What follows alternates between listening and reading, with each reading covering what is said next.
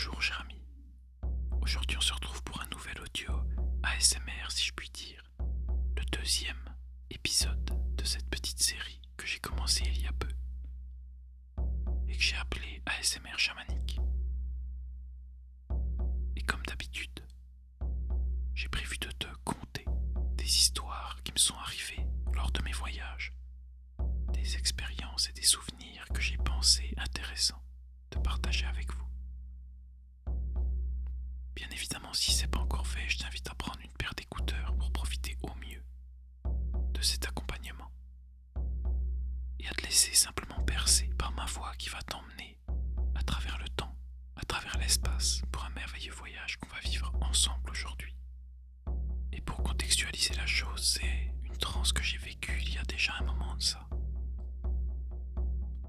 Pendant le premier confinement de 2020, j'ai perdu mon chien qui est mort d'une leptospirose foudroyante. La pauvre bête a été terrassée en 2 jours et on n'a rien pu faire si ce n'est l'accompagner pour son dernier voyage.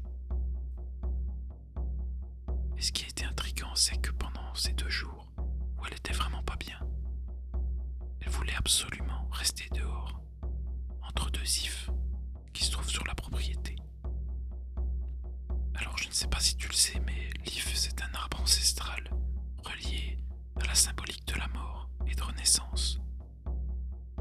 C'est d'ailleurs à cet arbre précisément que la rune Aivaz, la rune de la mort, est reliée.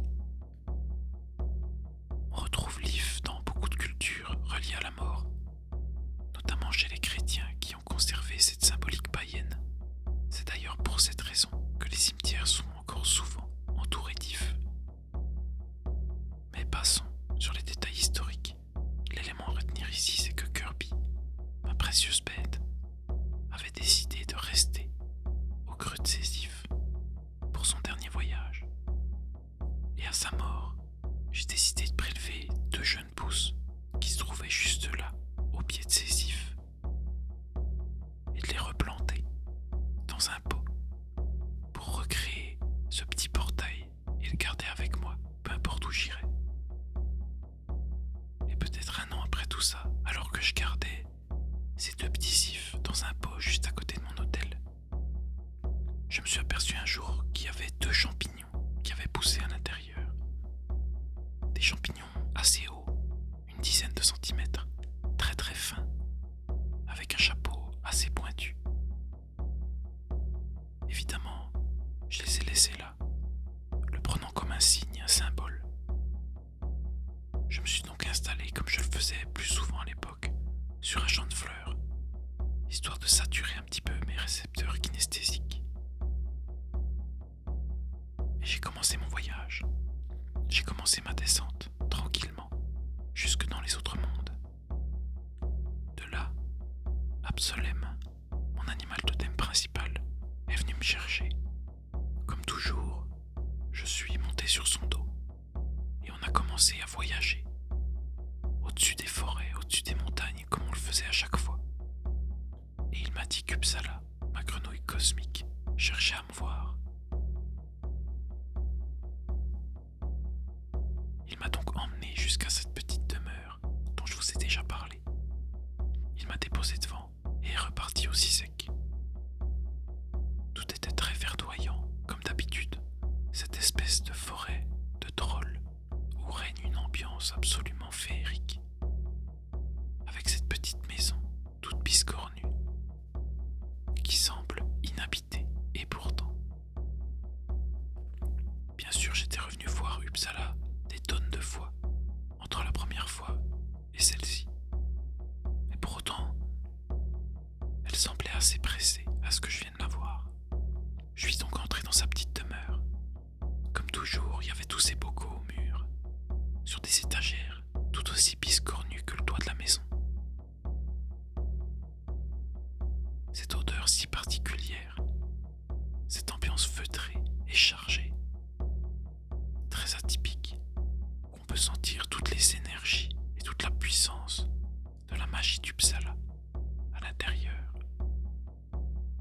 Elle m'a accueilli et m'a fait signe de m'asseoir sur une toute petite chaise en bois, comme celle qu'on peut trouver parfois dans les brocantes qui servaient certainement aux enfants, jadis. Je me suis assis dessus tant bien que mal. Et alors que cette petite chaise grinçait sous mon poids d'adulte, Uppsala a commencé à me parler, à me dire des choses que je ne pense pas utiles à partager avec vous aujourd'hui. Pour autant, elle m'a dit que j'allais devoir consommer quelque chose aujourd'hui. Et comme toujours, il y avait son chaudron au milieu qui bubulait.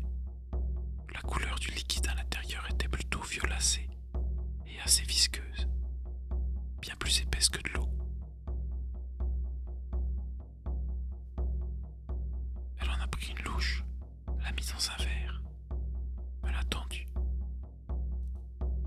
Et ensuite, de son autre main, m'a tendu 2 champignons, identiques à ceux qui avaient poussé ce matin même dans le pot d'Ésif. Elle m'a dit de les mettre dans sa potion et de boire le tout. Un petit peu sceptique, mais pour autant tout en confiance, je me suis exécuté. J'ai placé les champignons dans la petite coupe qu'elle m'avait donnée et j'ai bu le tout. Étrangement, j'ai été très surpris par le goût. Il était plutôt âpre, astringent presque. Rien à voir avec ce que j'avais imaginé. J'ai bu l'entièreté de la coupe, mâchouillé les champignons et avalé le tout. Et là, s'en est suivi quelque chose de tout à fait nouveau pour moi. Pour la première fois, j'allais entrer en transe, à l'intérieur d'une transe. Une sorte de transception, si je puis dire. Tout s'est mis à tourner autour de moi. Les meubles ont commencé à disparaître, les murs. Et seul est resté le plancher, la petite chaise sur laquelle je me trouvais, le chaudron et Uppsala. Et c'est devenu noir comme le néant tout autour de nous.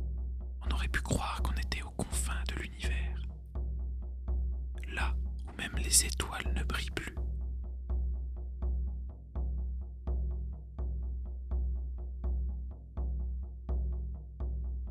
S'en est suivi un voyage tout particulier, jusqu'à ce que je commence à me sentir bizarre, de plus en plus nauséeux.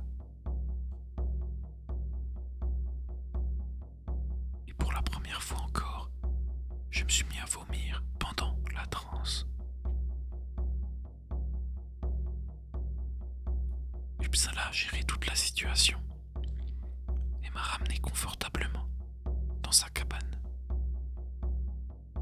On a fini de faire ce qu'on avait à faire ici et je l'ai remercié. J'avais une fois encore beaucoup de gratitude pour ce guide incroyable qu'elle est pour moi.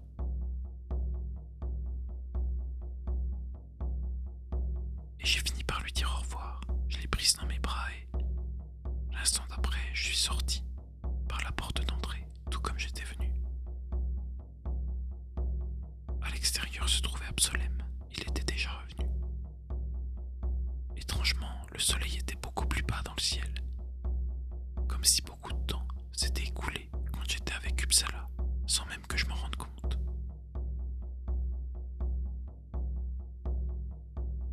Je dois vous avouer que l'air frais et pur de cette forêt m'a fait un bien fou. J'ai pris quelques bonnes inspirations, j'ai reconnecté entre guillemets avec moi-même. Et puis, il était temps de rentrer.